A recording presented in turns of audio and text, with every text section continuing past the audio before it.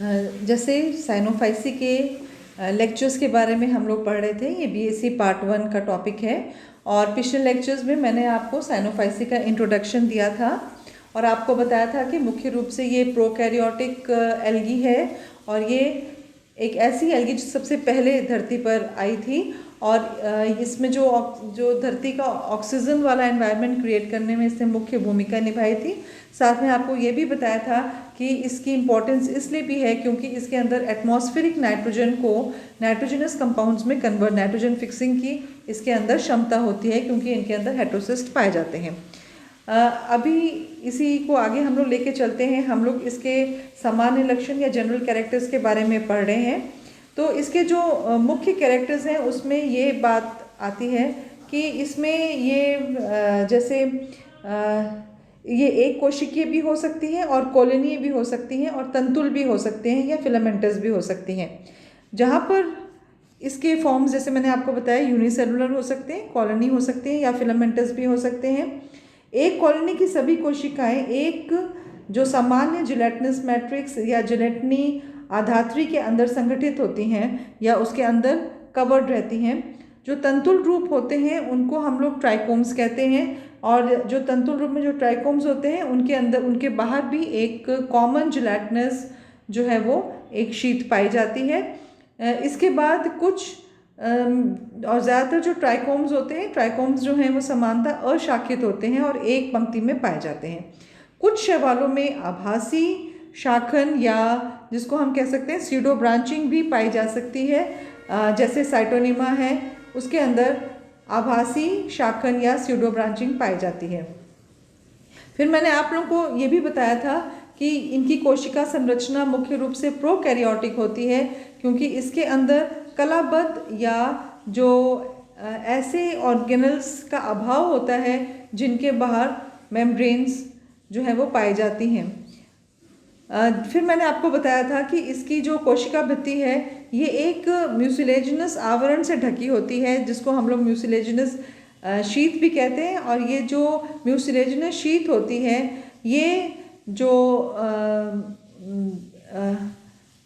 तंतु होता है या फिलामेंट्स होते हैं उनकी 3 परतों से निर्मित होती है।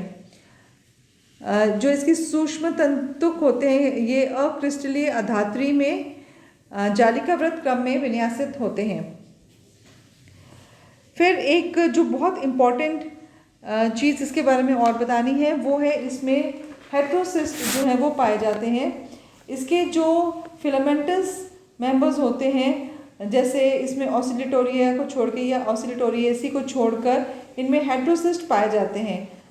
यद्यपि इनका कार्य निश्चित रूप से ज्ञात नहीं है लेकिन जो इसके बारे में ज़्यादातर साइंटिस्ट का यही कहना है कि ये नाइट्रोजन फिक्सेशन के मुख्य केंद्र होते हैं, मतलब कि इनके अंदर ही नाइट्रोजन फिक्सेशन का कार्य होता है। जैसे ये आपको एक एनाबीना दिखाई दे रहा है जो कि एक इसका ब्लू ग्रीन एल्गी है। तो आपको देखिए इसमें जो डार्क कलर का सेल्स है इसको हेटेरोसिस्ट कहा जाता है। बाकी कोशिकाओं को हम लोग वेजिटेटिव सेल्स कह रहे हैं और ये हेटेरोसिस्ट ऐसा स्थान माना जाता है जहाँ पे नाइट्रोजन फिक्सेशन का कार्य करता है। फिर ये मैंने आपको बताया था कि इसकी हैबिटेट जो है वो अलग अलग टाइप के हैबिटेट्स में पाया जा सकता है। जैसे मेरीन में पाया जा सकता है, फ्रेश वाटर में पाया सकता है, फिर गर्म पानी के चश्मों में भी पाया जा सकता है और ये टेरेस्ट्रियल कंडीशंस में भी पाया जा सकता है। इसका जो हेटेरोसिस्ट होता है ये विशेष प्रकार की कोशिकाएं होती हैं जो नील हरित शैवालों में जैसे ऑसिलेटोरिएसी को छोड़कर बाकी गणों में पाई जाती हैं। ये जो कोशिकाएं होती हैं ये अपेक्षाकृत थोड़े बड़े आकार की होती हैं और इनके निर्माण के समय इनकी जो कायिक कोशिकाएं होती हैं उनमें अनेक प्रकार के परिवर्तन होने से ये कोशिकाओं का निर्माण होता है। जो संचित कणिकाएं विलीन हो जाती हैं। दूसरा, इसकी कोशिका भित्ति के बाहर एक मल्टी लेयर्ड आवरण या एक एनवलप का निर्माण हो जाता है। उसके बाद तीसरा कि इसके अंदर जो फोटोसिंथेटिक थैलिकॉइड्स होते हैं उनका विघटन हो जाता है और चौथा कि इसके अंदर कई मेम्ब्रेनस स्ट्रक्चर्स का निर्माण हो जाता है। और जो हेटेरोसिस्ट है इसके दोनों साइड्स पर एक छिद्र इसके मतलब हेटेरोसिस्ट के दोनों सिरों पर सुस्पष्ट एक छिद्र से होते हैं, परंतु जो अगर टर्मिनल या बिल्कुल लास्ट में अगर कोई हेटेरोसिस्ट है तो उसमें सिर्फ एक ही छिद्र जो है वो पाया जाता है। तो इसमें मुख्य रूप से कार्बन डाइऑक्साइड का फिक्सेशन नहीं होता है और ऑक्सीजन का भी इवोल्यूशन नहीं होता, क्योंकि ये फोटोसिंथेटिकली इनएक्टिव है, और मुख्य रूप से इसके अंदर नाइट्रोजन का फिक्सेशन होता है। नाइट्रोजन फिक्सेशन में क्या होता है कि सिर्फ साइनोबैक्टीरिया और प्रोकैरियोटिक बैक्टीरिया ही ऐसे ऑर्गेनिजम्स होते हैं जो कि नाइट्रोजन को फिक्स कर सकते हैं, और इनमें से जो साइनोबैक्टीरिया है इनमें से साइनोबैक्टीरिया जो है वो ऑक्सीजन को इवॉल्व करते हैं फोटोसिंथेसिस के दौरान, और ये इसलिए भी इम्पॉर्टेंट होते हैं क्योंकि इसमें जो एंजाइम नाइट्रोजिनेस है, ये नाइट्रोजिनेस एंजाइम ऐसा एंजाइम होता है जो नाइट्रोजन फिक्सेशन में कार्य करता है, और ये ऑक्सीजन की प्रेजेंस में इनएक्टिवेट हो जाता है। इसलिए जिन कोशिकाओं में नाइट्रोजन फिक्सेशन होता है उसमें ऑक्सीजन की एक कमी को बनाए रखने का कार्य होता है, तो कि इसमें अगर ऑक्सीजन अधिक मात्रा में प्रेजेंट होगा तो वो नाइट्रोजिनेस एंजाइम को इनएक्टिव कर देता है। तो इसमें किस प्रकार से नाइट्रोजन फिक्सेशन होता है उसके बारे में हम लोग बात करेंगे बाद में। तो आज के लेक्चर तक हम इतना ही समझ लेते हैं कि हमने जो है वो मुख्य रूप से आप लोगों को बता दिया कि ब्लू ग्रीन एल्गी के जनरल कैरेक्टर्स क्या हैं। तो उनको एक बार हम लोग फिर से रिवाइज कर देते हैं कि जो ब्लू ग्रीन एल्गी हैं ये मुख्य रूप से एक कोशिकीय भी हो सकते हैं, कॉलोनियल भी हो सकते हैं, तंतुमय भी हो सकते हैं, या फिलामेंटस भी हो सकते हैं। इनके बाहर एक जेलेटिनस मैट्रिक्स पाई जाती है। जो फिलामेंटस होते हैं वो एक उनको ट्राइकोम कहते हैं, जो कि अशाखित होते हैं और एक पंक्ति में पाए जाते हैं।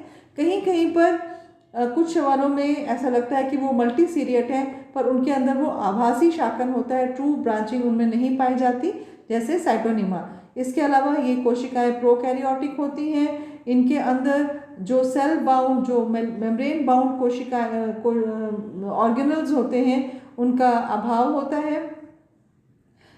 जो इनके अंदर जैसे mitochondria, Golgi bodies, endoplasmic reticulum, इस प्रकार की जो ऑर्गेनल्स हैं वो नहीं पाए जाते हैं। मुख्य रूप से इसमें जो वर्णक है वो क्लोरोफिल ए, C5 और C5 पाया जाता है, जिसकी वजह से ये ब्लू ग्रीन कलर के नज़र आते हैं, इसीलिए इनको ब्लू ग्रीन एल्गी भी कहा जाता है।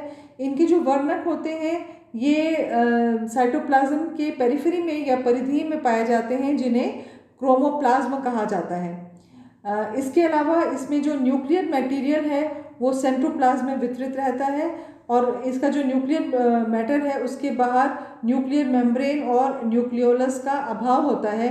तो एक तरह से इसके अंदर प्रिमिटिव जो न्यूक्लियस है या प्रिमिटिव प्रकार का न्यूक्लियर मटेरियल पाया जाता है। इसके अंदर जो मूवमेंट है इसके ब्लू ग्रीन एल्गी में, इसमें दो प्रकार के मूवमेंट्स देखे जाते हैं, एक विसर्पी या ग्लाइडिंग और एक प्रतिक्षेपी या जर्की प्रकार की गति इनमें पाई जाती है। जो संचित भोजन है इसमें मुख्य रूप से साइनोफाइसियन स्टार्च या साइनोफाइसियन प्रोटीन्स पाई जाती हैं।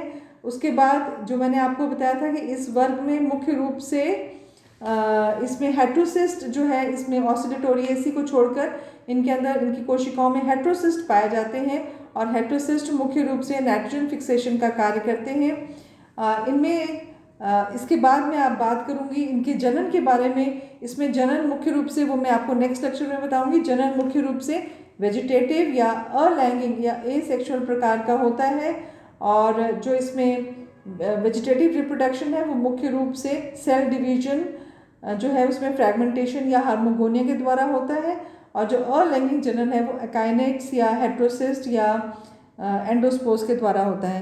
तो एक लेक्चर में और जनरल कैरेक्टर्स के बारे में बताऊंगी। आज के इस लेक्चर में इतना ही। Thank you.